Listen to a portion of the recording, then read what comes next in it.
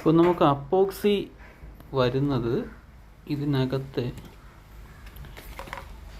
ഇത് 1 kg jet black അപ്പോക്സിയാണ്. അപ്പോൾ ഇതിനകത്ത് വരുന്നത് ഒരു കുഴച്ച് വച്ചിട്ടുള്ള ഒരു പുട്ട് പരുവത്തിലുള്ള ഒരു സാധനം ഇതിനകത്തുണ്ടാവും. കണ്ടില്ലേ? അതിനുശേഷം ഇതിൻ്റെ ലിക്വിഡാണിത്, റൂഫിൻ്റെ അപ്പോക്സിയാണ്. ഇതിൽ 1 കപ്പ് കുഴച്ച് വച്ചിരിക്കുന്ന ഫില്ല് ചെയ്ത ഇതും അതിനനുസരിച്ച് ഈക്വലായിട്ട് ഇതിൻ്റെ ലിക്വിഡാണ് എടുക്കേണ്ടത്.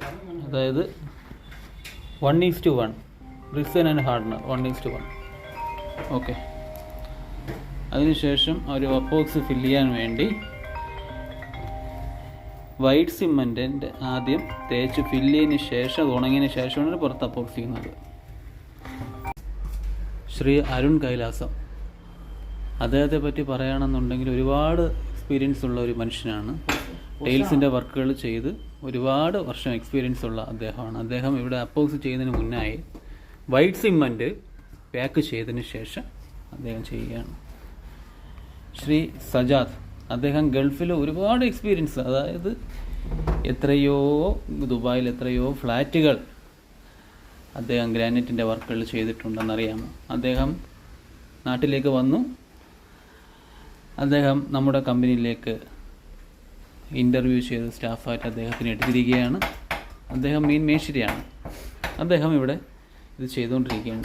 2 വാക്ക് സംസാരിക്കാൻ സാധിക്കുമോ മേശരി? 2 വാക്ക് പ്ലീസ്. പണിയുടെ എല്ലാം അദ്ദേഹം സംസാരിക്കുകയില്ല എന്ന് അദ്ദേഹം പറഞ്ഞിരിക്കുകയാണ്.